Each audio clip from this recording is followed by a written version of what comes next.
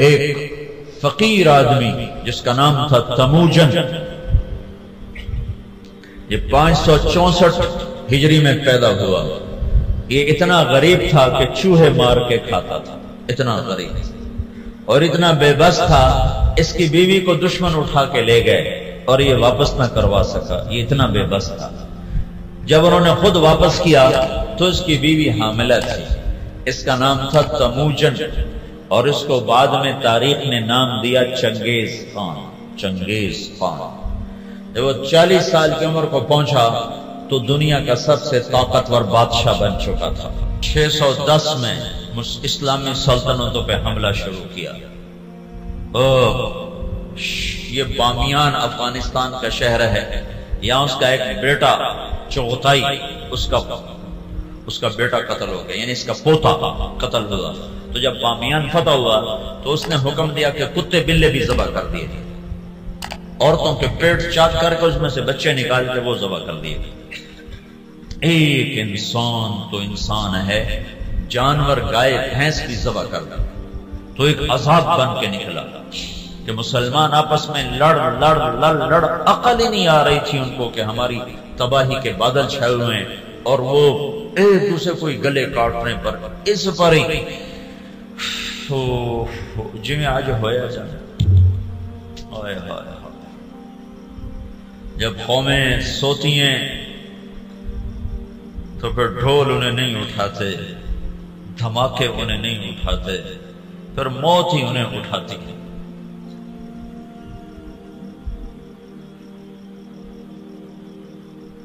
/ 610 ہجری میں چنگیز خان نے بخارا پہ حملہ کیا۔ سب سے پہلا شہر بخارا تھا بڑا جس پر اس نے حملہ کیا، اور جب وہ مسجد کے ممبر پر آیا ہے تو اس نے ایک لمبی ٹوپی پہنی ہوئی تھی، سردیوں کا زمانہ تھا، اور چہرے پہ رنگ ملا ہوا تھا سردی کے اثر سے بچنے کے لیے۔ کہنے لگا مسلمانوں تم جس خدا کو مانتے ہو میں اس خدا کا عذاب بن کر آیا، خون کی ندیاں بہا، اور 40 سال مسلمانوں کے خون سے زمین بھر کر 656 ہجری میں ہلاکو خان نے بغداد پہ حملہ کیا، 15 لاکھ آدمی ذبح کر دی، 40 دن قتل عام ہوتا رہا، تو دریائے دجلہ سرخ ہو گئی۔ یوں لگتا تھا کہ اب دنیا میں اسلام ختم، اب اسلام نہیں باقی بچ سکتا۔ تو میں نے تمہیں بتایا نا کہ اللہ نے اسلام کو باقی رکھنا ہے، اسے کوئی نہیں مٹا سکتا۔ تو جب مسلمانوں کے ہاتھ میں سے طاقت نکل گئی اور وہ بے بس اور عاجز ہو گئے اور اتنی بڑی تاتاری طاقت سے لڑنے کی ہمت نہ رہی، تو اللہ نے کیا کیا، اس دعوت کی طاقت کو ظاہر کیا۔ کچھ ترکستانی تاجروں نے تاتاریوں میں تبلیغ شروع کر دی، تو وہ قوم جو دنیا میں اسلام مٹانے آئی تھی وہ مسلمان ہونا شروع ہو گئی۔ یہ دنیا کی تاریخ کا عجب واقعہ ہے۔ چنگیز خان اس نے شہروں کے شہر تباہ کر دی۔ اس کے مرنے کے بعد اس کا بڑا بیٹا تھا جوجی، اس نے سلطنت کو 4 حصوں میں تقسیم کیا۔ روس جوجی کو دیا، منگولیا کا علاقہ چغتائی کو دیا، اور اپنا صحرائے گوبی اور چین اور اس کا دائیں بائیں یہ اغدائی اس کو اپنا جان نشین بنایا، اور طولوئی کو آذربائیجان سے لے کر ایران کا علاقہ دیا۔ دنیا کا سب سے بڑا فاتح ہے چنگیز خان۔ تو پوری دنیا میں چنگیزی چھا گیا، اور مسلمان بے بس اور حقیر، بے بس اور حقیر، اور کوئی شکل نہیں ان سے ٹکر لینے کی۔ تو اس دعوت کی طاقت کو اللہ نے ظاہر فرمایا۔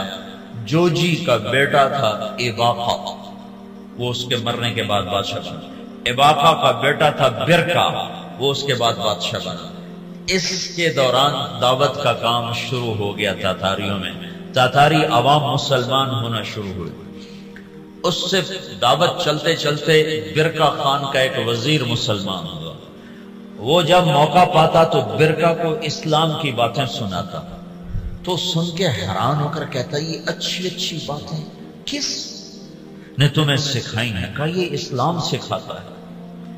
کہا یہ اسلام کہاں سے تم نے سیکھا ہے؟ کہا یہ کچھ مسلمان آتے ہیں جو یہ باتیں بتاتے ہیں، اگر آپ اجازت دیں تو آپ سے ملاؤں؟ کہا ہاں ہاں، اب اگر کوئی مسلمان آئے تو مجھ سے ملانا ہے۔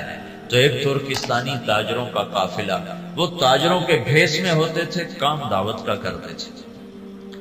اللہ نے اسلام کو باقی رکھنا ہے، یہ مٹ نہیں سکتا، اسے کون مٹا سکتا ہے؟ عیاں یورش تاتار کے افسانے سے پاسما مل گئے کعبے کو صنم خانے سے۔ تو جب وہ قافلے والے آئے تو اس نے برکا خان سے ملایا۔ برکا جو تھا نا، اس نے جب دعوت سنی تو مسلمان ہوا اور پوری روس کی سلطنت میں اسلام پھیل گیا۔ تاریخ لکھنے والے لوگ حیران ہوتے ہیں کہ یہ دنیا میں پہلی دفعہ ایسا ہوا کہ فتح کرنے والی قوم نے اپنے غلاموں کا دین قبول کر لیا۔ ہر کوئی بادشاہوں کا کلمہ پڑھتا ہے، لیکن یہ دنیا کی تاریخ میں پہلی دفعہ ہوا کہ غلاموں کا کلمہ بادشاہوں نے پڑھا۔ تو ایک نسل پوری چنگیز خان کی مسلمان ہو گئی۔ اب ہلاکو جو تھا وہ مصر ایک ملک باقی رہ گیا تھا، وہ اس پہ حملہ کرنے کے لیے لشکر جرار لے کر نکلا۔ تو مصر کے بادشاہ رکن الدین بیبرس نے برکا خان کو خط لکھا کہ ہلاکو ہم پہ حملہ کرنا چاہتا ہے، تو مسلمان ہے ہمارا ساتھ دے۔ تو برکا خان نے ہلاکو کو خط لکھا کہ تو مصر پہ حملہ چھوڑ دے ورنہ میں تم پہ حملہ کروں گا۔ وہ بھی مسلمان ہیں، میں بھی مسلمان ہو چکا ہوں، کلمہ پڑھ چکا ہوں۔ جب یہ خط ہلاکو نے پڑھا تو پریشان ہو گیا۔ اس نے برکا خان کو خط لکھا کہ تمہیں پتہ نہیں ہے کہ چنگیز کا قانون یاسا، اس میں یہ لکھا ہوا ہے کہ کوئی تاتاری دوسرے کے خلاف تلوار نہیں اٹھائے گا۔ تو برکا خان نے اس کو جواب دیا، وہ بھی کافر تھا، تو بھی کافر ہے، میں مسلمان ہوں، تو مصر پہ حملہ کرے گا، میں تجھ پہ حملہ کروں گا۔ اب اللہ کا غیبی نظام چلا ہے، اسلام کو کوئی نہیں مٹا سکتا۔ 4 بیٹے ہیں ہلاکو چنگیز کے، جوجی، اغدائی، چغتائی، تولوئی۔ ہلاکو تولوئی کا بیٹا ہے اور برکا ایباکا کا بیٹا ہے۔ اور جب یہ لشکر نکلا ہے مصر پہ حملہ کے لیے تو یہ حقیقت ہے اس لشکر کو مصر والے نہیں روک سکتے تھے۔ تاتاری کے سامنے آ گئے اور پہلی دفعہ 50 سال کے بعد تلوار تاتاریوں کی آپس میں ٹکرائی، اور اس کے پیچھے چند غیر معلوم مسلمان تبلیغ والے ہیں جن کو تاریخ نے محفوظ نہیں کیا، نام تک بھی نہیں محفوظ کیے، لیکن چند لوگ تھے جنہوں نے اللہ کی بات سنا بادشاہوں تک پہنچائی۔ پھر ایک خوفناک جنگوں کا سلسلہ شروع ہو گیا۔ ہلاکو نے ظلم زیادہ اس لیے کیا کہ ہلاکو کی بیوی عیسائی تھی، دوزہ اس کا نام تھا، اور اس کا جو سالار تھا وہ بھی عیسائی تھا، اس کا نام تھا قطبوغا۔ یہ دونوں عیسائی تھے۔ تو یہ چاہتے تھے مسلمانوں کو مٹا دیں، لیکن میرے اللہ مکروا ومکر اللہ واللہ خیر الماکرین، مکروا مکرا ومکرنا مکرا وہم لا یشعرون۔ اللہ نے برکا کو ایمان دیا، اس سے جا کر ٹکرایا ایک جنگ میں، جو میں ہلاکو نے پہلے مصر پہ حملے کا ارادہ کیا، لیکن اس کا بھائی تھا منگو خان، وہ اس وقت چنگیزیوں کا بادشاہ تھا۔ جب اغدائی مرا تو اس کا بیٹا قیوق تھا، وہ بادشاہ بنا۔ قیوق کے مرنے کے بعد منگو خان بنا۔ ہلاکو مصر پہ حملے کی تیاری کر رہا تھا کہ منگو خان مر گیا، تو وہ قانون تھا کہ جو تاتاری بادشاہ جہاں بھی ہے وہ بڑے بادشاہ کی میت پر پہنچے، تو اس نے سارے لشکر کو کوچ کا حکم دیا۔ تھوڑی سی فوج اس نے فلسطین میں رکھی، اور 2 سال کے بغداد کی تباہی کے 2 سال کے بعد 656 میں بغداد تباہ ہوا۔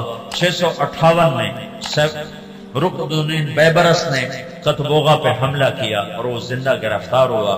پھر انہوں نے اس کی بوٹی بوٹی کر کے اس کو پھینک دیا۔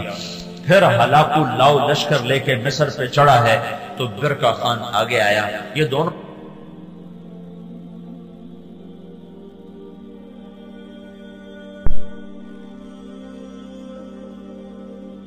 کا بیٹا تقودار وہ بادشاہ بنا، ہلاکو کا بیٹا بادشاہ بنا، وہ مرا،